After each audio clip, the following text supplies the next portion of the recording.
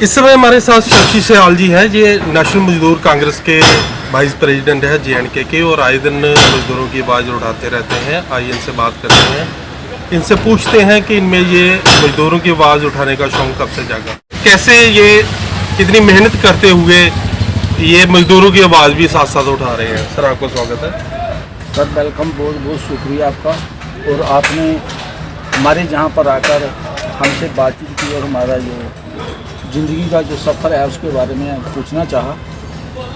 Sir, बहुत ही गरीबी में हम लोगों ने अपना जीवन जो बसर किया। हमारा बाप भी एक मजदूर था, हम पढ़े हैं थोड़ा बहुत, जितना भी कोई मजदूरी करके पढ़े हैं।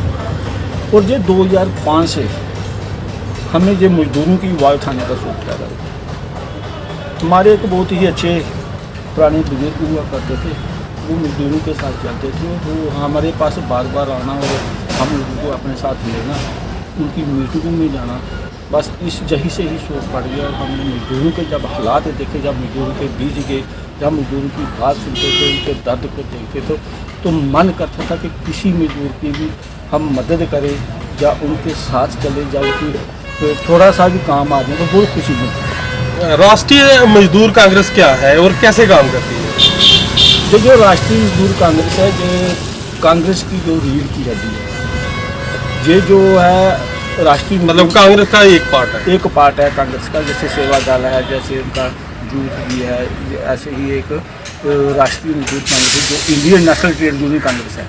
ये कांग्रेस का एक पार्ट है जो कांग्रेस को सपोर्ट करता है, मजदूरों की आवाज़ खाता है, और जितने ट्रेडर्स लोग हैं या जितनी ट्रेड यूनियन है उसके साथ ही मिली होती है। हम भी मजदूर दस्तकार यूनियन में 2005 से काम कर रहे हैं और मजदूरों की आवाज़ उठा रहे हैं। हम तो राष्ट्रीय जो काम करेगी तो वो तो यूनियन करेगी नेशनल, पर हमने जम्मू कश्मीर की आवाज़ उठानी है। जम्मू कश्मीर के जो मुद्दे हैं हमारे, वो अलग अलग तरह के हैं।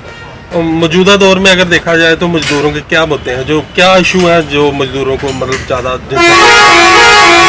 आज जितना भी इशू है मजदूरों का ही है। पूंजीपतियों को कोई इशू नहीं है, नौकरी वालों का कोई इशू नहीं है। ये जो मीडियम तबके के लोग हैं, जो मजदूर हैं, लेबर क्लास, सारे मुद्दे ही उनके हैं। सबसे बड़ा मुद्दा तो महंगाई का है। आपने देखा महंगाई कैसे आसमान को छू रही है। दूसरा मुद्दा जहाँ पर बेकारी का है, बेरोजगारी का है। बच्चे जो पढ़े लिखे हैं सज्जन हो रहे हैं मजदूरों के, उनके पास तो नौकरी है ही नहीं, सरकार के पास ही नहीं। अगर काम को लेकर बोला जाए तो काम कैसा है? काम ठीक चल रहा है या काम में कमी आई है? कहाँ चल रहा है काम तो चल ही नहीं रहा। ये तो एक लॉटरी हो जाती है, किसी को सुबह आता है अपने घर में बैठता है, जहाँ पर काम करने के लिए आता है, तो कोई दिहाड़ी लग जाए किसी की तो बड़ा खुशनसीब भी समझता है अपने आदमी। 8-8, 10-10 दिन लोग बेकार जा रहे हैं घरों में। सिस्टम ही, हालात ही ऐसे पैदा कर दिए सरकार ने कि पूरा एक शिकंजा बुन के रख दिया है कि लोगों को उतना ही देना जितना ये खा ले, यानी कि रात को रोटी ही देनी है। जो उनकी पॉलिसी है ना पूरी, वो ये दिख रही है कि इन लोगों ने हर मजदूर तबके का, मीडियम लोगों का, या जो दस्तकार हैं, जो काम करने वाले कुछ भी है, जिनका अपना काम है, चाहे वो फड़ी वाले हैं, रेहड़ी वाले हैं, टांगे वाले हैं, ऑटो वाले हैं, जितने भी लोग हैं, सब पर ऐसा शिकंजा कसा हुआ है। तो लोगों के घर में अब काम जो नहीं है। जैसे अगर बात सब्जी की करें तो टमाटर आप इतना महंगा चल रहा है, तो मजदूर का घर कैसे चलता है? मजदूर का घर तो अब भगवान भरोसे ही जाता है। बाकी रहे मजदूरों के काम जो है ना, आज सारा ट्रांसपोर्ट परेशान, सब्जी मंडी वाले, बेचने वाले परेशान, लेने वाले पैसा होगा तो कोई लेगा ना। जब किसी के पास पैसा नहीं, इतनी महंगाई में आपने देखा 300, 350, 400 का सिलेंडर आता था, एकदम से 1200 रुपये का हो गया, 1100 रुपये का हो गया। ऐसी कौन सी नौबत आ गई जो 2 रुपये की चीज़ है वो 20 रुपये किलो, जो 20 रुपये किलो थी वो 200 रुपये किलो होगी। ऐसा कौन सा 7, 8, 9 साल से, 10 साल से ऐसा कौन सा देश में कोई ऐसी बात आई कि अब कोई भी चीज़ ले लो आप, दाम कई गुना बढ़ा दिए गए, लेकिन उस चीज़ को हल्का कर दिया। हर एक कोई भी आप आइटम ले लोगे, जो पहले जितनी आती थी उससे कम कर देगी, कैपेसिटी उसकी कम कर देगी, लेकिन दाम उसके 3 गुना ज़्यादा बढ़ा दिए गए। ये सारा पूंजीपतियों को फायदा देने का। अगर एज ए मजदूर आप क्या मांग करना चाहेंगे, क्या चीज़ें इम्प्रूव होनी चाहिए? इम्प्रूव सबसे पहले तो ये महंगाई कम होनी चाहिए इस देश में। ये जो महंगाई है, दूसरा नंबर काम के दायरे खोले चाहिए। जो ऐसा माहौल बनाना चाहिए, ये जो सिस्टम बना के रखा हुआ है लोगों को लड़ाने का, भड़काने का, जो सड़कों पर लोग हैं, कोई उधर भाग रहा है, कोई हर दिन में ये प्रैक्टिकल किए जा रहे हैं, इससे अफरा तफरी बची हुई हो, इससे सारा सिस्टम बिगड़ता है। इन चीज़ों से सिस्टम बिगड़ता, हालात ठीक हो, कोई किसी को किसी से दुश्मनी नहीं हो, भाईचारा बना रहे जैसे पहले था, दुनिया अपने काम पर जाए, काम पर आए, पर ऐसा सिस्टम है ही नहीं। लोगों को उलझा के रखा है, बेकारी के मुद्दे से उनका उलझा के रखा हुआ है, नौकरियों के मुद्दे से उलझा के रखा हुआ है, जो अपने महंगाई का मुद्दा है उसको उलझा के रखा हुआ है। जो मेन मुद्दे हैं लोगों के, उन मुद्दों पर तो जो सरकार आने नहीं देती। अगर आने वाले दिनों में आपके मुद्दों का कोई हल नहीं हुआ, जो आपको बेसिक नीड्स हैं उनको फुलफिल नहीं किया गया, तो क्या मजदूरों की तरफ से कोई आंदोलन देखा जाएगा?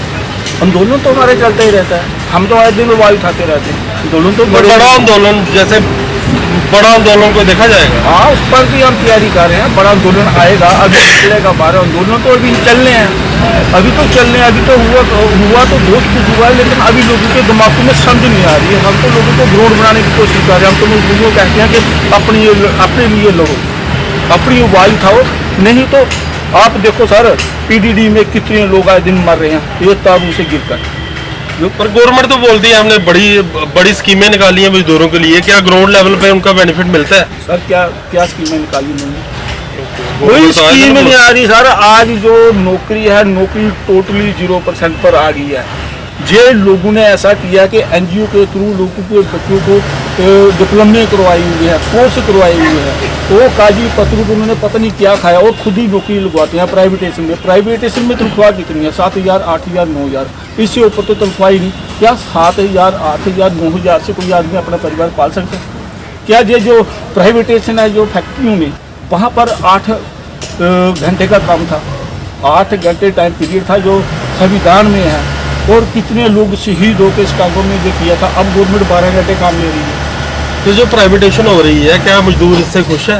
क्या मजदूर चाहता है कि प्राइवेटेशन हो? कोई नहीं चाहता प्राइवेटेशन हो। मजदूर जो फैक्ट्री में लगा वो चाहता है कि मैं अपने बच्चे को पढ़ाऊँ, मेरा बच्चा पढ़े और किसी सरकारी मुलाजिम लगे। पर सरकारी नौकरी तो है ही नहीं। सरकारी नौकरी कहाँ है? सब कुछ प्राइवेटेशन हो गया, सब कुछ। क्या यहाँ के रेलवे के जो प्राइवेट सरकारी जा रहे थे वो प्राइवेट किए जा रहे हैं, नौकरी कहाँ से?